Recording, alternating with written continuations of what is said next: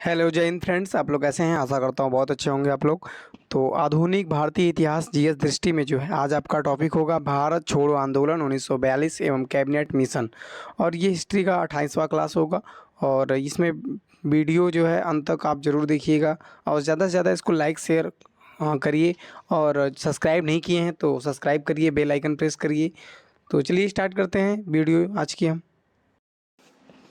चलिए फ्रेंड्स, तो हम स्टार्ट करते हैं। आज भारत छोड़ो आंदोलन की हम बात करेंगे, जिसमें ये जो है कांग्रेस कार्य समिति बैठक हुई थी। इसकी तिथि जो है 14 जुलाई 1942 थी और ये स्थान था जो है वर्धा जो है स्थान था। इसके अध्यक्ष थे अबुल कलाम आज़ाद। यानी ये जो है अबुल कलाम आज़ाद तत्कालीन कांग्रेस के जो अध्यक्ष थे। और इन्होंने इसमें जो है पारित प्रस्ताव क्या हुआ था कांग्रेस कार्य समिति बैठक में। तो पारित जो प्रस्ताव था भारत छोड़ो, इसका पारित प्रस्ताव था। और भाग लेने वाले प्रमुख व्यक्ति थे, कौन कौन थे हम क्रमवाइज बताते हैं। तो इसमें मौलाना अबुल कलाम आज़ाद थे और महात्मा गांधी थे और जेबी कृपलानी थी और सरोजनी नायडू थी और जवाहरलाल नेहरू थे और वल्लभ भाई पटेल जी थे और पट्टाभी सीतारमैया थे और डॉक्टर राजेंद्र प्रसाद और जीवी पंत और प्रफुल्ल चंद्र घोष और सैयद महमूद, ये लोग जो है भाग लेने वाले इसके भारत छोड़ो आंदोलन में जो भाग लेने वाले प्रमुख व्यक्ति थे। और आगे हम बात करते हैं कांग्रेस कार्य समिति बैठक के बाद जो है अखिल भारतीय कांग्रेस कार्य समिति की। तो इसका जो है वार्षिक बैठक इसमें जो है 7 अगस्त 1942 को हुई और इसका जो स्थान था ऐतिहासिक ग्वालियर टैंक, या ये जो है मुंबई में है, इसका स्थान था। और इसमें विशेष क्या था, तो जो वर्धा प्रस्ताव की जो पुष्टि हुई, यानी कि भारत छोड़ो आंदोलन की जो पुष्टि हुई, इसका विशेष पॉइंट है। और इसके बाद जो 8 अगस्त 1942 को जो वर्धा प्रस्ताव स्वीकार किया गया, थोड़े बहुत संशोधन करने के बाद जो है के साथ वर्धा प्रस्ताव स्वीकार किया गया और इसमें घोषणा की गई भारत छोड़ो आंदोलन प्रारंभ करने की घोषणा की गई। तो भारत छोड़ो का प्रस्ताव जो है प्रस्तुत कर रहे थे डॉक्टर जवाहरलाल नेहरू और समर्थन इसके कर रहे थे सरदार पटेल जी। और आलेख जो है गांधी जी कर रहे थे। ये नेहरू मौलाना आज़ाद के सहयोग से जो है गांधी जी इसका आलेख कर रहे थे भारत छोड़ो प्रस्ताव का। आगे बढ़ते हैं तो आंदोलन का प्रारंभ एवं प्रगति की बात करेंगे। तो इसका जो आरंभ तिथि 9 अगस्त 1942 को जो है आरंभ हुआ भारत छोड़ो आंदोलन।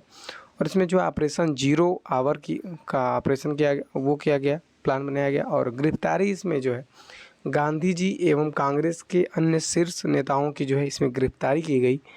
और जैसे हम बताते हैं गिरफ्तारी करने के बाद जो है इसमें कैद स्थल और व्यक्ति की हम बात करेंगे, किसको कौन से कैद में रखा गया। तो आगा खां पैलेस ये पूना में है, यानी अहमदनगर किला जो है इसमें जो है ये स्थान है, ये कैद स्थल है। और इसमें जो है गांधी जी को और सरोजनी नायडू को और जवाहरलाल नेहरू और अबुल कलाम आज़ाद और गोविंद बल्लभ पंत को और डॉक्टर पीसी घोष और पट्टाभी सीतारमैया और सैयद महमूद और जेबी कृपलानी को जो है कैद स्थल इन लोगों का यहाँ पे कैद किया गया। और आगे हम बात करेंगे अगला कैद स्थल की, तो बांकीपुर जेल ये पटना में है, यहाँ पे जो है राजेंद्र प्रसाद को कैद किया गया। और हजारीबाग में जो है शिव कुमार और रामानंद को कैद किया गया।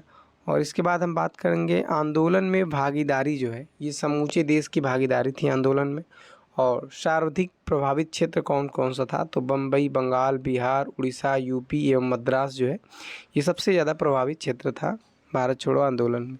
और इसमें जो है स्वतः स्फूर्त आंदोलन जो है शीर्ष नेताओं की गिरफ्तारी के कारण किया गया। आगे हम बात करेंगे कांग्रेस रेडियो की। तो इसमें गुप्त यानी कि राम मनोहर लोहिया जो है ये नियमित रूप से जो है प्रसारण कर रहे थे इसका। और भूमिगत की बात करें तो उषा मेहता ये संचालन करने वाले छोटे से दल की महत्वपूर्ण सदस्य थी, ये उषा मेहता। आगे हम बात करेंगे लुई फिशर की।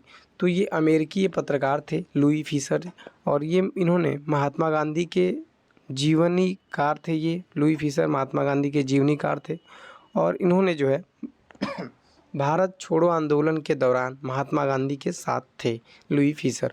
और लुई फिशर ने भारतीय स्वतंत्रता की मांग की थी। तो इसी क्रम में हम आगे देखते हैं। तो इसमें कुछ महत्वपूर्ण पॉइंट है, उसकी हम बात करेंगे। तो जो करो या मरो का नारा दिया गया था, किसके द्वारा दिया गया था? तो महात्मा गांधी के द्वारा दिया गया था, करो या मरो। और इसमें जो भारत छोड़ो आंदोलन को 1857 के बाद का सबसे गंभीर विद्रोह कहा था, किसने कहा था? तो वायसराय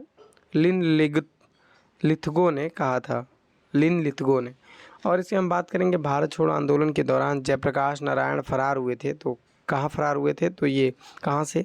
तो जो हजारीबाग के जो सेंट्रल जेल से इन्होंने फरार हुए थे जयप्रकाश नारायण। आगे हम बात करेंगे 1942 के भारत छोड़ो आंदोलन से राष्ट्रीय स्वयंसेवक संघ रहा, ये पृथक रहा। और भारत छोड़ो आंदोलन के दौरान मुंबई में कांग्रेस सम्मेलन में गांधी जी का संबोधन, ये पट्टाभी सीतारामैया के अनुसार, यानी कि वास्तव में गांधी जी की उस दिन अवतार एवं पैगंबर की प्रेरक शक्ति से प्रेरित होकर भाषण दे रहे थे। ये कौन दे रहा था? तो पट्टाभी सीतारामैया के अनुसार दिया जा रहा था। और बीमारी के आधार पर गांधी जी को रिहा किया गया। कब किया गया इनको, गांधी जी को? तो 6 मई 1944 को जो है रिहा किया गया जेल से, बीमारी के कारण आधार पर। आगे हम बात करेंगे समानांतर सरकार की। तो तलचर की बात करेंगे, ये अवस्थित है उड़ीसा में, और उसकी अवधि कुछ समय तक जो है समानांतर सरकार में कुछ समय तक इसकी अवधि थी। और आगे हम बात करेंगे जो बलिया में समानांतर सरकार थी, इसका समय अगस्त 1942 था, और इसके नेतृत्व जो कर रहे थे चित्तू पांडे, इसके नेतृत्व कर रहे थे बलिया में समानांतर सरकार की। आगे हम बात करेंगे तामलुक समानांतर सरकार की। तो इसकी अवस्थिति जो है मिदनापुर, यानी कि बंगाल में है ये, और इसकी अवधि जो है कि समय दिसंबर 1942 से सितंबर 1944 तक चला ये। इसमें विशेष जाति सरकार, यानी कि तूफान पीड़ितों की सहायता के लिए कार्यक्रम प्रारंभ किया गया था इसमें, तामलुक समानांतर सरकार में। और इसके बाद आगे बात करेंगे सतारा समानांतर सरकार की। तो ये अवस्थित है महाराष्ट्र में, और इसकी अवधि 1943 के मध्य से 1945 तक चला। इसमें विशेष क्या है, सबसे लंबे समय तक चलने वाली सरकार थी ये सतारा सरकार, समानांतर सरकार। और प्रति सरकार नामांकन थे। इसमें प्रमुख नेता थे वाई चौहान और नाना पाटिल, इसके प्रमुख नेता थे। आगे हम बात करेंगे सुभाष चंद्र बोस और आज़ाद हिंद फौज की। तो सुभाष चंद्र बोस की हम बात करेंगे, तो इन्होंने 31 अक्टूबर 1943 को जो है सिंगापुर में स्वतंत्र भारत की अस्थाई सरकार का गठन किया, यानी आज़ाद हिंद सरकार का गठन किया। और हम इनकी बात करेंगे सुभाष चंद्र बोस की, तो इनका जन्म तिथि, यानी कि जन्म 23 जनवरी 1897 को हुआ। और इनका जो जन्म स्थल था ये कटक, यानी कि ओडिशा में है अभी। और स्नातक जो है उपाधि जो है ये 1919 में कलकत्ता विश्वविद्यालय से इन्होंने स्नातक की उपाधि ली। और भारतीय नागरिक सेवा जो है ये 1920 में उत्तीर्ण किए थे। कांग्रेस के अध्यक्ष रहे ये 1938 और 1939 में सुभाष चंद्र बोस जी। और संस्थापक थे ये फाडवर ब्लॉक के संस्थापक से 1939 में। और विशेष की बात करें तो 1943 में जो है आज़ाद हिंद फौज की कमान संभाली इन्होंने। और सुभाष चंद्र बोस को जो उपाधि मिली थी, तो इनको नेताजी की उपाधि मिली थी। और देश नायक, ये रविन्द्रनाथ टैगोर द्वारा इन्हें देश नायक की उपाधि दी गई थी। और महात्मा गांधी द्वारा इन्हें देशभक्तों का देशभक्त की उपाधि दी गई थी, महात्मा गांधी द्वारा। आगे हम बात करेंगे सुभाष चंद्र बोस का जो प्रसिद्ध नारा है, कौन सा नारा है? प्रसिद्ध नारा है इनका, तुम मुझे खून दो मैं तुम्हें आज़ादी दूंगा। ये इनका प्रसिद्ध नारा था सुभाष चंद्र बोस को। आगे हम बात करेंगे आज़ाद हिंद फौज की गठन की वास्तविक रूपरेखा की। तो इसमें जो है इंडियन नेशनल आर्मी जो है व्यवहारिक रूप से सैन्य इकाई के रूप में जो है शामिल की गई। ये जून 1942 में जो है बैंकॉक सम्मेलन में इसका प्रस्ताव रखा गया। और प्रस्ताव में जो है काउंसिल ऑफ एक्शन और प्रतिनिधित्व समिति का गठन किया गया। और इसमें प्रयत्न दायित्व क्या था? तो इंडियन इंडिपेंडेंस लीग और इंडियन नेशनल आर्मी के मध्य समन्वय तथा अधीक्षक का जो है प्रयत्न दायित्व को रखा गया। और इनका जो आज़ाद हिंद फौज की गठन का वास्तविक रूपरेखा की बात करें तो इसमें गठन का प्रारंभ मार्च और अप्रैल 1942 में कैप्टन मोहन सिंह द्वारा किया गया। और औपचारिक घोषणा सितंबर 1942 में की गई। आगे हम बात करेंगे जो 4 जनवरी 1943 को सुभाष चंद्र बोस द्वारा इंडियन नेशनल आर्मी का जो है नेतृत्व ग्रहण किया गया। और नोट में कुछ पॉइंट है, सुविधा के लिए इसे द्वितीय इंडियन नेशनल आर्मी की संज्ञा भी दी गई जाती है। इसे ही हिंदी में आज़ाद हिंद फौज कहा गया है। आगे हम बात करेंगे लाल किला का जो मुकदमा हुआ था नवंबर 1945 में, इसमें जो अभियुक्त कौन कौन थे, तो राशिद अली, ये 7 वर्ष का जो है राशिद अली को 7 वर्ष का कारावास दिया गया, और प्रेम सहगल और गुरबख्श सिंह ढिल्लन और शाहनवाज को जो है मृत्युदंड दे दिया गया था लाल किला मुकदमा में नवंबर 1945 में। और आज़ाद हिंद फौज बचाव समिति में जो है नेतृत्व कर रहे थे भूला भाई देसाई, और प्रमुख सदस्य थे तेज बहादुर सप्रू और कैलाश नाथ काटजू और अरोड़ा अशरफ अली और जवाहरलाल नेहरू जो है प्रमुख सदस्य थे आज़ाद हिंद फौज बचाव समिति के। आगे हम बात करेंगे, नोट में कुछ पॉइंट है। लॉर्ड वेवेल ने अपने विशेषाधिकारों का प्रयोग करते हुए लाल किला मुकदमे में मृत्युदंड की सज़ा को माफ़ कर दिया था लॉर्ड वेल्लेले ने। आगे हम बात करेंगे कैबिनेट मिशन 1946 की, ये महत्वपूर्ण पॉइंट है। तो भारत आगमन जो है इनका 24 मार्च 1946 को हुआ। कैबिनेट मिशन की बात करेंगे हम, तो जो इसमें शिष्टमंडल है इसके अध्यक्ष थे लॉर्ड पैथिक लॉरेंस थे, ये भारतीय मंत्री थे। और इसमें जो है सदस्य की हम बात करें शिष्टमंडल में, तो स्टैफोर्ड क्रिप्स ये बोर्ड ऑफ ट्रेड के अध्यक्ष थे, और एवी अलेक्जेंडर जो है ये नौसेना मंत्री थे। कैबिनेट मिशन जो 1946 में सुझाव, इसमें त्रिस्तरीय शासन व्यवस्था का सुझाव दिया गया, और प्रस्ताव के प्रमुख बिंदु थे मुस्लिम लीग की पाकिस्तान की मांग अस्वीकृत, और भारत एक संघ होगा, और संविधान सभा का गठन, ये इसका प्रमुख बिंदु था, प्रस्ताव था। और इसमें जो है गांधी जी कैबिनेट मिशन योजना के पक्ष में पूरी तरह से थे गांधी जी। और आगे हम बात करेंगे संविधान सभा की, तो प्रथम अधिवेशन हुआ था जो संविधान सभा का, तो इसकी तिथि है 9 दिसंबर 1946, और अस्थायी अध्यक्ष थे इसके डॉक्टर सच्चिदानंद सिन्हा। जो संविधान सभा का प्रथम अधिवेशन था, इसकी डेट जो है यानी कि तिथि जो है महत्वपूर्ण है, 9 दिसंबर 1946, आप लोग याद कर लीजिए। और इसके जो अस्थाई, मतलब अस्थाई रूप से नहीं, इसके जो अस्थाई अध्यक्ष थे वो डॉक्टर सच्चिदानंद सिन्हा थे।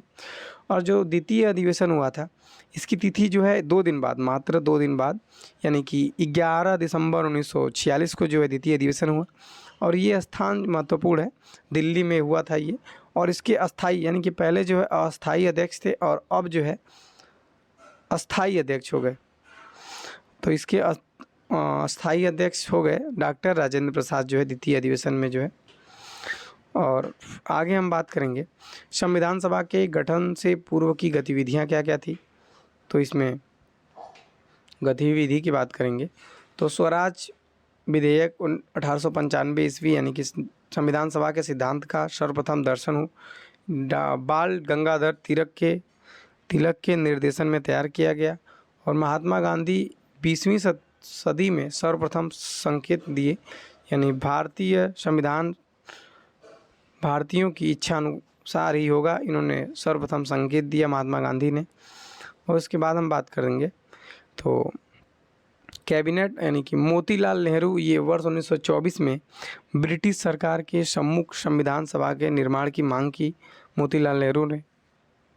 आगे हम बात करेंगे यमेन राय, ये प्रतिपादक थे औपचारिक रूप से संविधान सभा के विचार का। और जवाहरलाल नेहरू जो है संविधान सभा के विचार को मूर्त रूप से देखा। और कांग्रेस का फैजपुर अधिवेशन जो दिसंबर 1936 में हुआ, और संविधान के अर्थ तथा महत्व की व्याख्या की गई। और इसके बाद जो है कैबिनेट मिशन प्लान जो है 1946 में हुआ, इसके अंतर्गत संविधान सभा का गठन किया गया 1946 में।